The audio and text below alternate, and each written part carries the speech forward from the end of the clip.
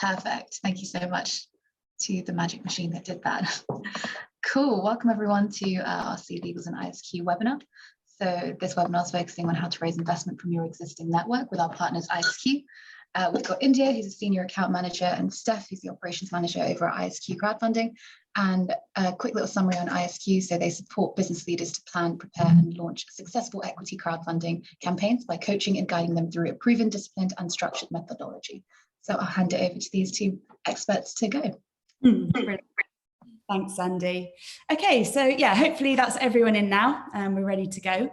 And welcome to everyone that's joined us. So today we're going to be discussing raising investment from your own existing network.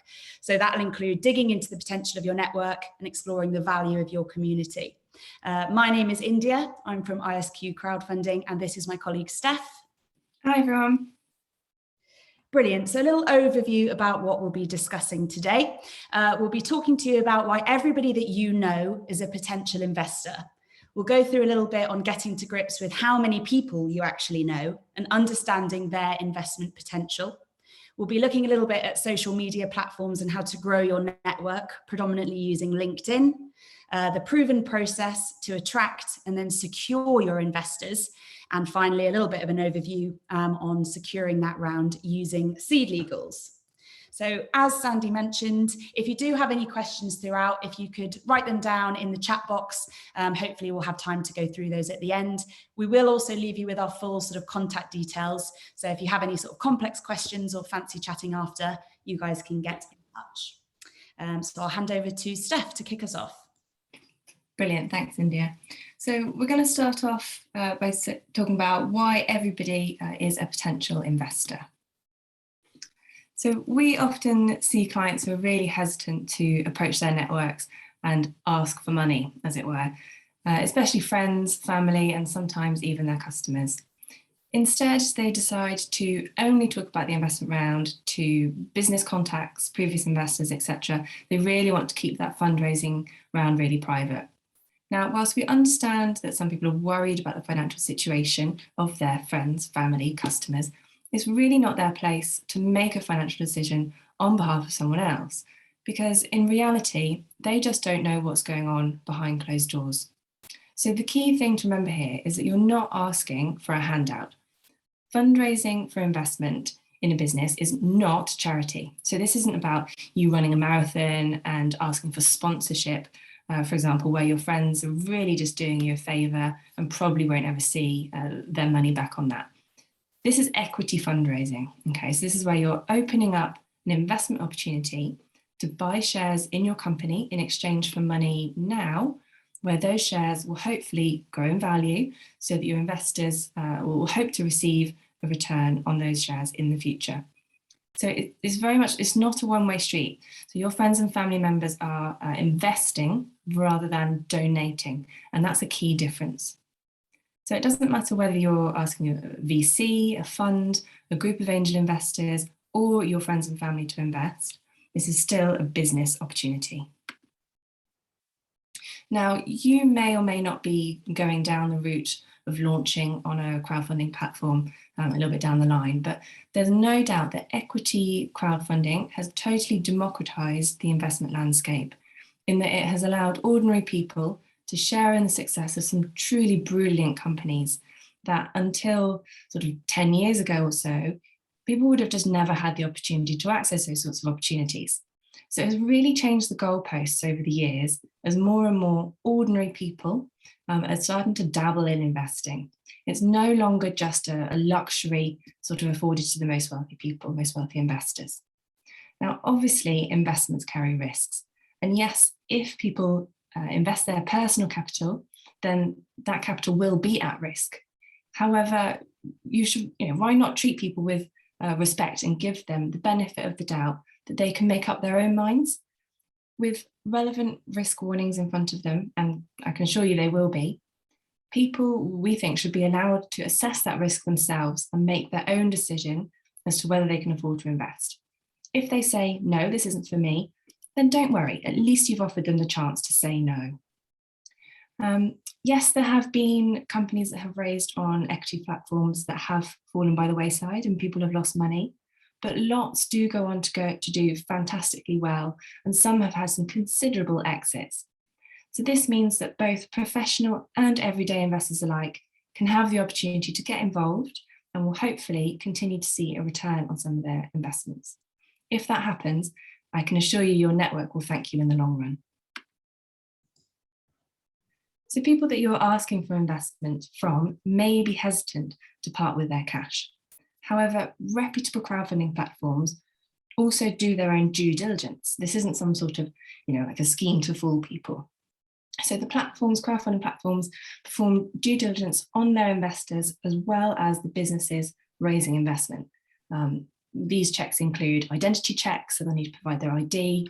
People are also required to provide their tax information, proof of address, but most importantly, investors are asked to read risk warnings, and they'll need to pass a short quiz in order to certify themselves as investors on the platforms. And these are known as Know Your Customer checks, or KYC checks. And also, possibly more importantly, they do anti-money laundering checks as well, and those are AML checks.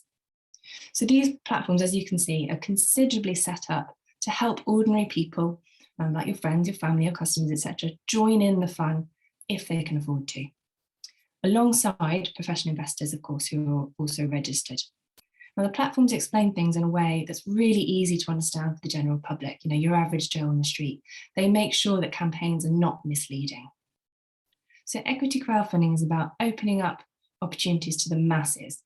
So with that in mind, in summary, please don't make assumptions on other people's finances. Don't deny them the opportunity to assess the risk themselves and share in your success if they want to. Great. Thank you, Steph. So now you know why everybody that you know could be a potential investor. Let's have a little look at how many people you actually do potentially know and their investment potential. So as Steph has mentioned, with this method of funding, it's really important to approach as many people as possible to tell them about this proposition. You need what we call an everyone is an investor mindset. Don't discount anyone. Everybody that you know has the potential to lead to investment. Now, that could be directly or it could be indirectly. Equity crowdfunding has democratized this type of investment, equity investing, so that everyday investors can invest alongside those sophisticated investors and share in the success of companies that they might not otherwise have had access to. So crowdfunding, firstly and foremostly, allows you to invite your own contact lists. So this could be professional contacts, your mates, your family, customers if you have them, to have the opportunity to become part of your success. The common denominator amongst all of these people is that they can all invest in and buy shares in your business, and they will expect some sort of benefit. Broadly speaking, your crowd is made up of two networks. So you've got your direct contacts and then your indirect contacts. If you take a look at this image, this lovely diagram, of course, you can see that firstly, you've got your immediate circle. Now, these are people that I would expect you could contact right now quite easily via a method of comms, WhatsApp, texts, call. You're probably seeing them face to face. You've also probably already got some ideas on who from that list could actually be a potential investor. But it's important to think about your wider network. So your indirect contacts, or what we sometimes refer to as second degree connections, these friends that you haven't met yet, the people that you might meet going through this funding process. So what you need to do is you need to think about mapping out this crowd. And in general, how can you access these people via the larger groups? So think about your groups, customers, as I said, if you have them, previous colleagues, any sort of sports groups or uni groups you might be part of, friends of friends that you know are high net worth individuals, or perhaps you already know some people that regularly invest in companies in this way. But it's really important to ask for introductions so that you move through these sections. Don't be shy. If you know your mate's parents are wealthy, or they've already shown an interest in your proposition, ask your friend for an introduction. Having this everyone is an investor mindset will lead you through these groups to those friends that you haven't met yet. And what we would recommend is getting a yes or a no from those people in that immediate circle that you feel positively about quite quickly, quite early on in the process, because then you can ask them the golden question. Do you know anyone else who might be interested? So once you start thinking about all of these people, you do really need some way of tracking potential investors and that wider crowd to make sure that you keep up to date with who you're communicating with and how. So for example, you might be a spreadsheet whiz, you might use an online tool, you might just want a written list, somewhere where you can easily revert back to this in a few weeks down the line and see who's been responsive, who might have confirmed, but really importantly, who warrants following up with. It also helps you to discount those who've said sort of outright no thanks, so you don't go on to waste any time chatting to them or following them up. If you have a co-founder or a partner, advisor, or anyone within your team, sit down with them as well and work out who from their network needs to be added to your overall list. It's really, really important that your list of potential investors is constantly growing. Sometimes if you are struggling to find people to bring on as lead investors, it could be worth approaching sort of larger angel investor networks or VCs. Once you've scoped your crowd then, and you've got this list, you need to consider how best to contact these people and, really importantly, what you're going to send them. So it might sound obvious, but you don't want to be contacting hundreds of people individually with very personal messages. Unless you have loads of time, of course, do feel free. But what we would suggest is that you contact those who you're fairly sure could be interested in this opportunity on a one-to-one level with a personal email or text, call or meeting. The bulk of which will be the same message, but I imagine you're not going to contact your sister in the same way that you message a high net worth individual that you've not actually met yet. So make sure you edit these where appropriate so that the person receiving it knows that you've specifically designed this for them. That message is for them. Then when you're targeting your large groups, so maybe hundreds of customers or newsletter signups, you can use a more generic message and maybe a mass mailing system. We use MailChimp. Your message will be similar across these, but you can simply get it sent out in bulk. And what's important here is that these tools help you to track response rates.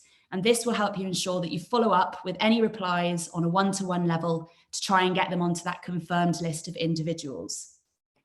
Of course, there is a lot to consider when you're creating this comms plan and, more importantly, what to actually send these people. So that is both on a one-to-one level and en masse.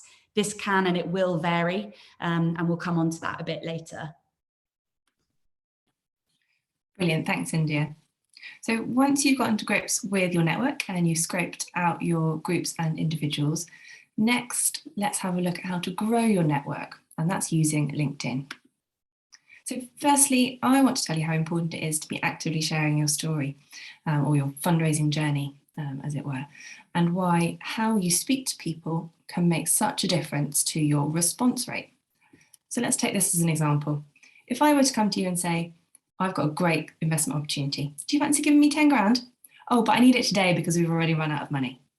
What are you going to say? Probably something along the lines of, on your bike, son. But if I were to come to you and say, I've got a great investment opportunity, I'm going to give you plenty of time to review all the information. I'm really keen to work with you in particular. So why don't you follow our journey online and then we can set up a chat once you've had time to have a look at all that information that I've sent. What would you say? Probably something more along the lines of, okay, sure, send me the info and I look forward to speaking to you soon. So hopefully you get my point. You'll have much more success in asking for investment if you've given people the opportunity to take their time, review the information you've sent them, build an attachment to your brand and follow your story, rather than if you were just to call a stranger out the blue and ask them to give you money straight away. Now, this theory works in the same way on social media and your general marketing strategy. So you need to use social media to really open the window to your business and your personal journey within the business and let people look inside that window. This way, when it comes to announcing that you're raising investment, they will know you, they'll know what you've been through to get to this point, they'll understand the business already, what your plans are, where you hope to take it, and therefore they're much more likely to jump on that investment train. So this process works regardless of whether you decide to end up closing the round privately or take what you've raised onto a public crowdfunding platform. Now, hopefully you've all got LinkedIn accounts set up already. However, if you haven't, you really need to. I can't emphasize enough how powerful LinkedIn can be when raising investment. It's such a powerful tool as a platform to share content content and also to get people engaged with you and your brand. It's so important to utilize the power of social media following and your connections. You just never know who from those connections could be waiting for an opportunity just like yours. Now, we've chosen LinkedIn. We think it's the best social media platform for business, mainly because you can see who's connected to who. So you can ask for introductions and use it to grow your network. So in order for people to build an attachment to your story, you obviously need to share that story online and allow your followers the opportunity to become a part of it, become a part of your journey. And we're not talking about sharing highly sensitive information here. This information should be about you, your business, the industry as well. You can share things like your successes, thought leadership pieces, and candid thought dumps about life and growing your business, etc. But do aim to post at least once a day. So once you've got some content out there, the next step is to notice who's noticing. And by that we mean who's liking your posts, who's commenting on your posts, who's connecting with you off the back of those posts. What you need to do is make sure that you respond to and thank everyone. And importantly, note them down on that CRM of yours that India mentioned earlier so that you can keep in touch with them and track them. Now, the next step is to cast your net a little wider to the friends you haven't met yet. For everyone that engages with your content, research them, check out their profiles. This is where the beauty of LinkedIn really comes into play. So you can see, as I said earlier, do you have connections in common? Is there anyone that they're connected to that you think would be useful for you to be connected to? If so, ask them for an introduction. Start a conversation and just see where it leads. The aim of the game here is to firstly expand your network, but also to keep that new, larger network engaged. So here are some examples of good practice from previous client of ours of the types of message that they were posting on social media at the time that they were raising investments. So on the left here, we've got Wesley Fogel, who was the CEO of a company called On The Mend that we worked with last year. He introduces himself here, and you can see he shares a really candid blog post about why he started the business, just to really get his network interested in him being the CEO of the business. In the middle, we have Hitesh Anand from GB, who is introducing his business to his network. He's talking about the problems they're solving and invites people to stay tuned to follow their story, and that's really important. On the right, we have Archie Watts-Farmer from Kano. Now, Archie here is sharing a key business achievement. So you can see here that what he's actually done is shared an original post that was posted from the Kano business LinkedIn profile, which is good because it means there that he can add a few lines to that share of what it really means to him personally and their plans for growth. So you can see he's adding that personal touch. It's not just the company sharing the message. You can see there that the people within that company, within the business, and what it means to them. It shows people that you're human and not just a brand.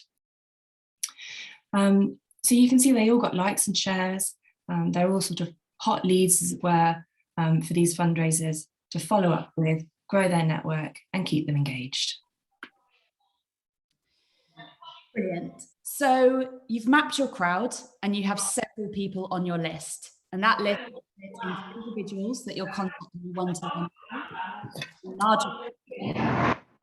Sorry, I think there's a bit of background noise from somewhere. Yeah, I think somebody might not be on mute. I think Timothy. That's okay, that's better. So you've got several people on that list. Hopefully you've split that out into people that you can contact on a one-to-one level, and then people that you'll contact en masse, so those larger groups. You've got some new followers on social media, and hopefully you're now actively sharing your brand story. So you need to think about what to send these people that you've now connected with and how. So with your individuals, you're contacting these people directly with a personal message because you already clearly see value in doing so. Is this person a dear friend? If so, you'll probably be chatting to them face to face, maybe over a wine or two or three. Is this person a high net worth individual that you've been introduced to by an old colleague? If yes, I imagine that a formal email or maybe a LinkedIn message might be the route that you go down. But either way, if these people are on your individuals list, they warrant receiving more information. we would suggest preparing an array of documents to send them. So namely an investor deck, which is, by the way, sort of wildly different to a business plan, and an investment one-pager. You'll be using these documents to promote your investment opportunity and ultimately to secure investment for your raise. Whatever it is that you're sending to provide that person with information, the key is to ensure it's fit for purpose. Does it tell the investor everything that they need to know to make a decision? Does it spark interest? Could they get back to you with questions? Could they send you comments? Ultimately, could they feed back? These documents could be the difference between £0 and, let's say optimistically, 150 grand. So it is really important that you get these right. You might throughout this have different levels of information depending on your audience. So many different types of investors will be joining your campaign. Some will be seasoned investors. They might look at these decks all day long and they know what they're talking about. But most people are going to be the general public. If you overcomplicate this, the smaller investors might get a little bit overwhelmed, or they might not really understand what they're looking at and they might just easily turn away. So we really recommend tailoring your deck to the lowest level, and then you can have addendums or additional details available on request for those who want to dig a little deeper. Now that brings me on nicely to feedback loops. So hopefully when sending things out, you'll start to get some positive responses to those initial docs and communications. And hopefully you'll start to generate some more serious meetings and potentially commitments.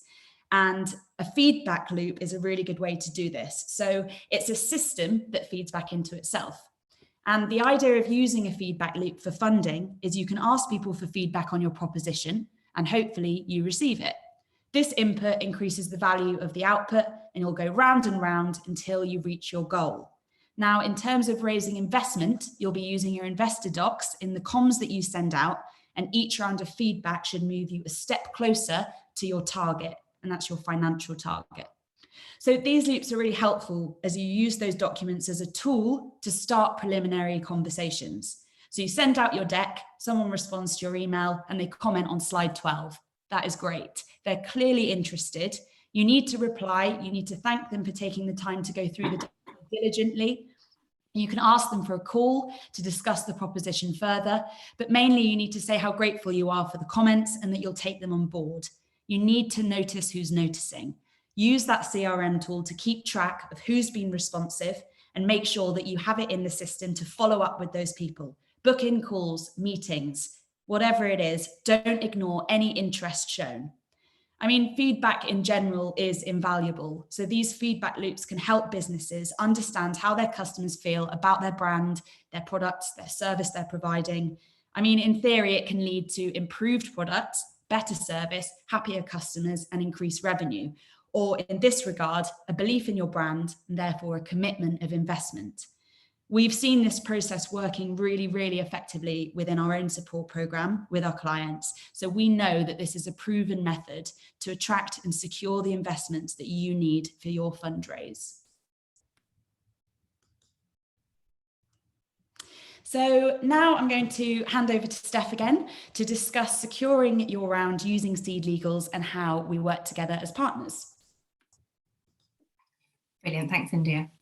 So I'm assuming you guys, or most people on the webinar here, are probably quite familiar with Seedlegals. So Seedlegals automate the legal documents for startups and small businesses who need to grow their business, dramatically cutting down the time and expense companies used to spend with traditional firms. But you may be less familiar with us at ISQ.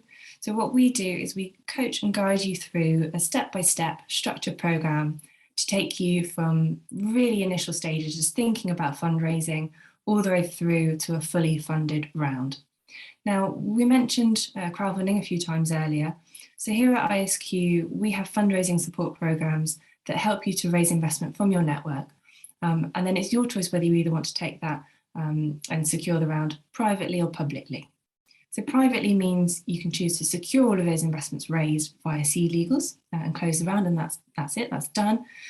Publicly means that you'll secure your lead investments via Seedlegals, but then you'll use that to go onto a crowdfunding campaign on a crowdfunding platform and launch a really strongly validated campaign. The idea with that is that you're sort of topping up your round with the more retail type investors. So we can support both pathways, and we're totally happy to have a chat with anybody about these options and how we work together with Seedlegals to facilitate that. So thank you very much, everybody, to take the time to join our webinar today. So it's now over to you guys for some questions. So let's have a look in the chat box and see if there's anything, questions that have come in via there. Right, India. So, okay, Ash. Ash is, I think, typing a question. I'm not. Can I speak? Sorry, yeah. because I haven't got a keyboard in front of me. Of course.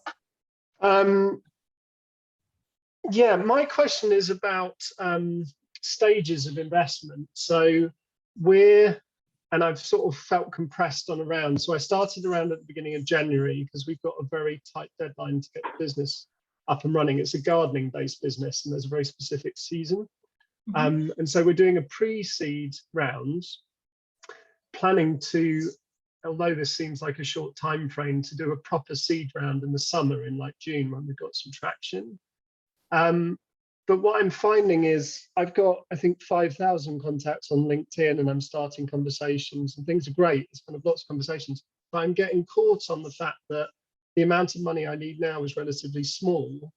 And I'm kind of thinking your point about individuals and people I'm directly connected with and focusing those conversations on them while still spreading the word with a view to be accessing those people in the summer. I just wondered about if you had any thoughts on the difference between quite a practical, 50, 60,000 pounds within a smaller network versus a big raise and how you communicate that on LinkedIn, if that makes sense.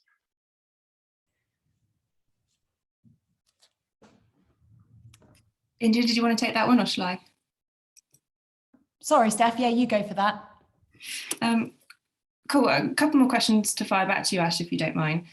Yeah, so are you thinking about doing these in 2 separate rounds and sort of closing off this pre-seed round now and doing a whole separate funding round in June? So we have to use our SEIS allocation by April. Right. So I started this round thinking raising 150 grand would get us a reasonable way on our journey. But because of the start of the season and because we've had a couple of investment offers, but they haven't really progressed quick enough, we just decided to drill down on bringing in more team members and just getting as much as we could get done bootstrapped. And so that's why I'm now in this position where, like, next week we're launching the MVP, and I'm a bit caught because I need less money to get the first stage done. So I think my focus is more on the bigger raise of money to scale in June. So I've does that explain what you asked? I think so. So is your question whether you take a small chunk of investment now and raise that and close that as a separate round and then? No, the question's about LinkedIn.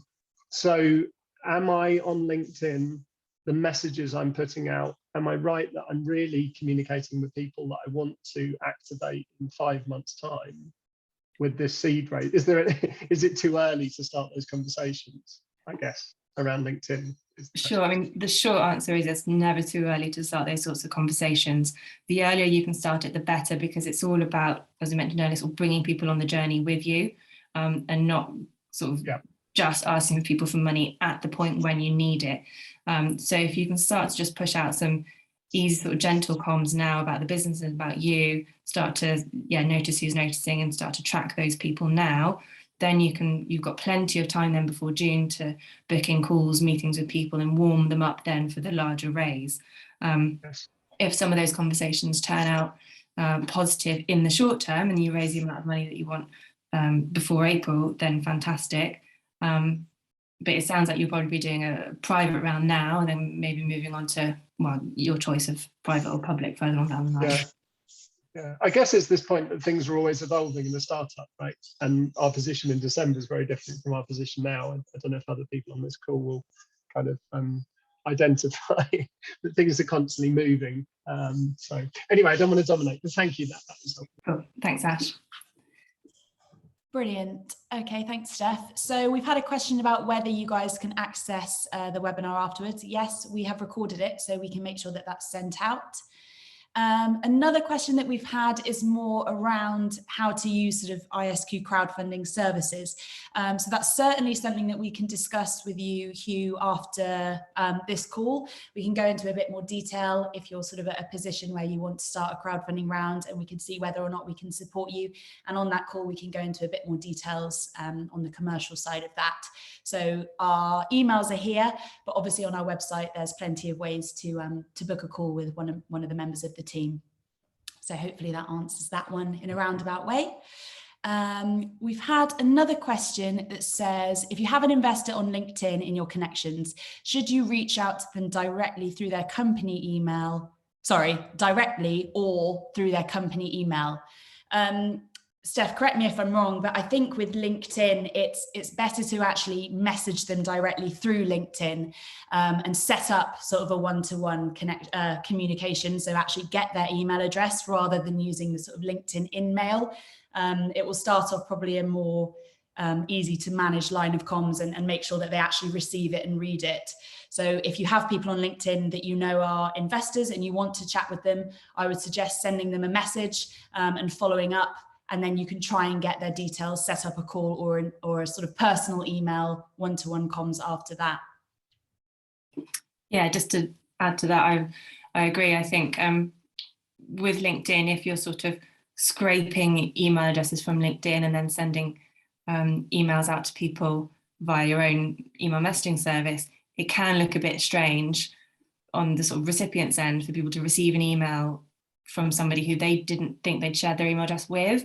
But on LinkedIn, you can see that you're connected, and it's a much sort of safer, nicer way to start that communication. And then you can always continue offline, share telephone numbers or set up a Zoom or whatever to sort of continue that conversation. But the initial introduction is best to come through LinkedIn Messenger. Cool.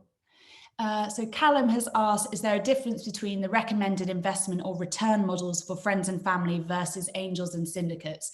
For example, I'll double your money in 3 years versus you'll get X% equity.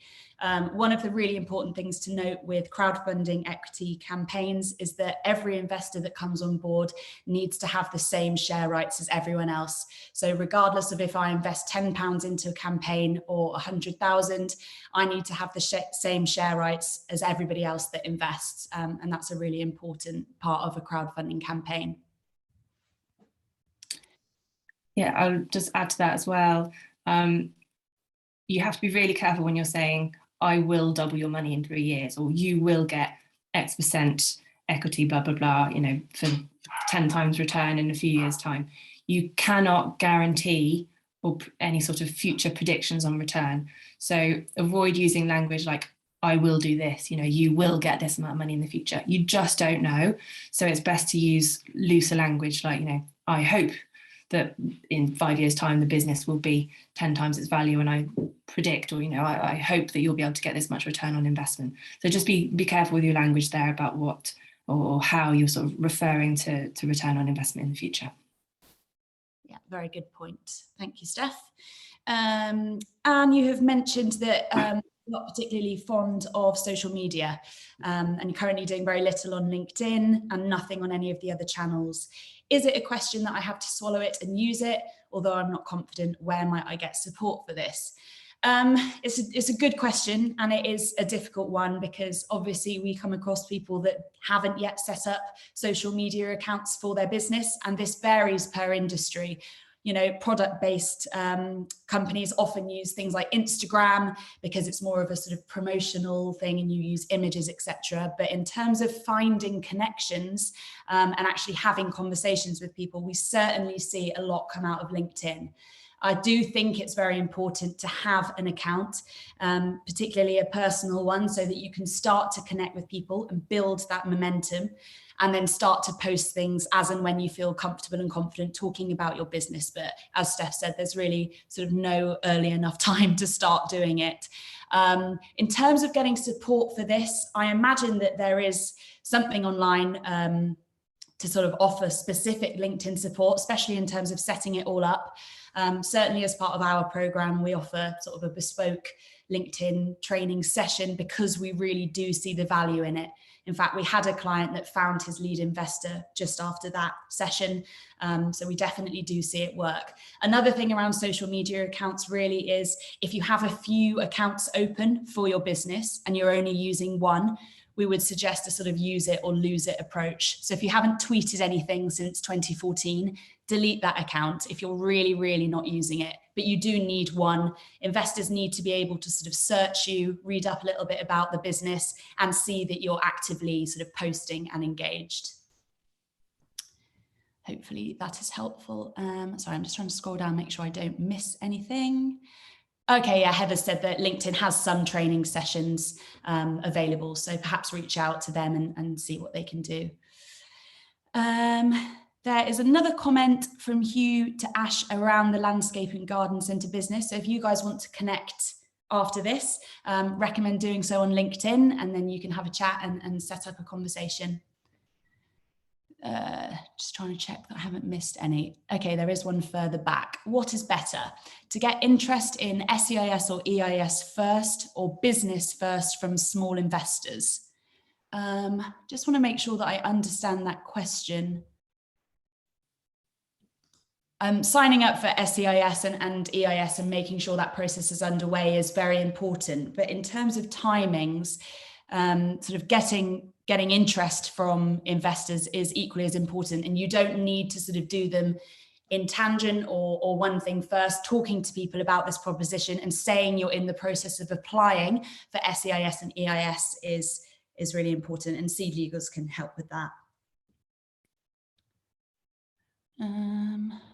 Yeah, just to add to that question there from Jay, I think we need a bit more clarity on understanding the question first. If you're asking whether to do SEIS before EIS, then yes, usually SEIS would come first because there's a limit of 150k, and there's set years since you started trading as well. It has to be within 2 years of started trading. So normally it's better to sort out your SEIS investment first and then go on to EIS investment, although the applications for the two can be done at the same time. And then your other point about getting interest for the business first from smaller investors, typically the smaller investors don't tend to have as much of a benefit in terms of the EIS. That's usually reserved for the larger sort of cornerstone high net worth individuals who are investing sort of 10k over. You know, for example, if you're just going to stick in 10 quid into a crowdfunding campaign, you're probably not doing it for the benefit of SEIS. Yeah, I hope that's helpful. Cool. I'm sure I saw another question, but hopefully that's all of them. And yes, you've mentioned that speaking to us would be helpful. So yeah, please do get in touch. Another question from Ash. Sorry, I know I'm kind of asking lots of questions. That's fine. I had a little realization recently, and I wonder how you've experienced this with your clients, that SEIS 150 grand is an incentive to investors, not to businesses necessarily. It's very attractive to investors, but just because you've got access to it, if you've got the opportunity, do you think you should raise the whole of it? Or is it okay to say, actually, we're going to raise 50 grand on SEIS and then we're going to wait for EIS for our proper round, if that makes sense?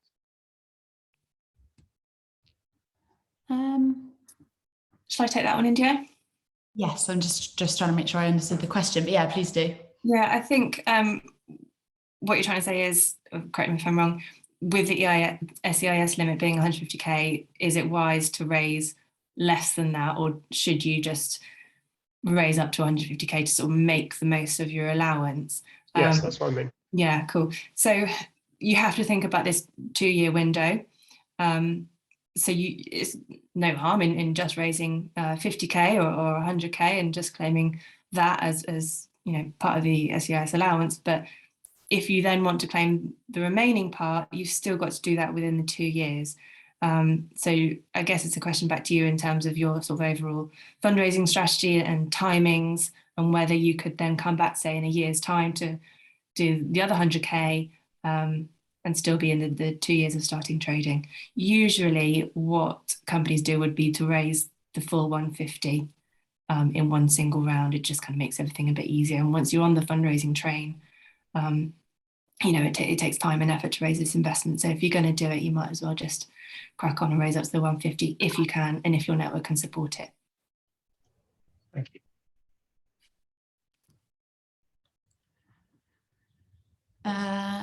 Okay, a couple more have come in. Do we have any recommendations or resources for calculating how much equity to offer?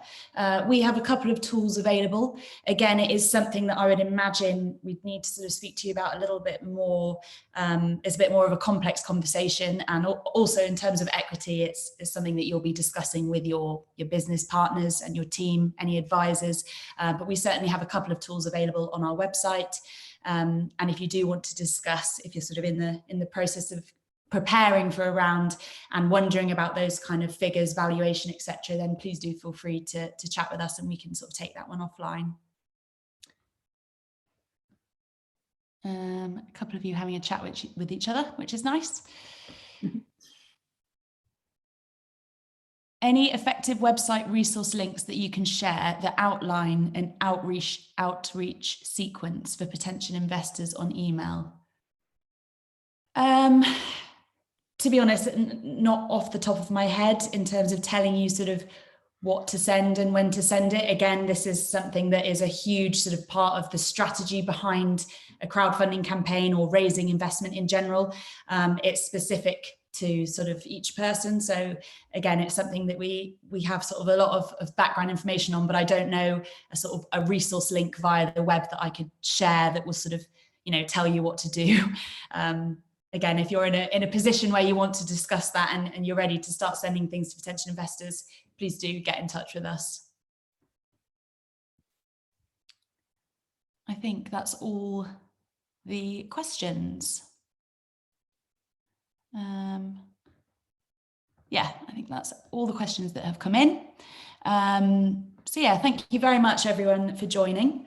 And yeah, I've said it a few times, but if you do have further questions and you want to discuss any of this in more detail with either ISQ or with Seedlegals, please do feel free to book a call. We have some resources and some tools on our website, a sort of readiness quiz and valuation tools, etc. So go over and have a look at that along with some blogs.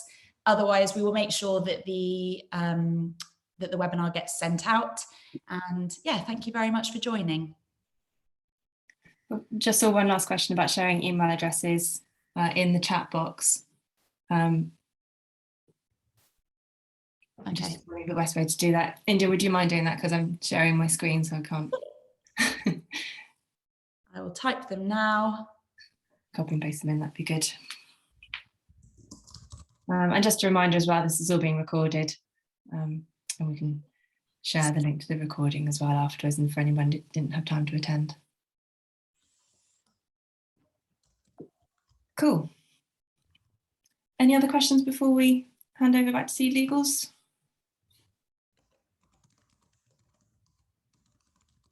I think that sounds like it. Also, go ahead, add our support at email, our sort of general. I've need to write Sandy's as well. Sorry, I now can't seem to type. Cool, thanks everyone. Glad you all found that useful. Brilliant. Thank you all. Take care, and hopefully we'll speak to some of you soon. Brilliant. Thank you so much for everyone who's attended today. Yes, a recording will be sent out to everyone here, and also if you're just on the guest list, so that will be sent out soon.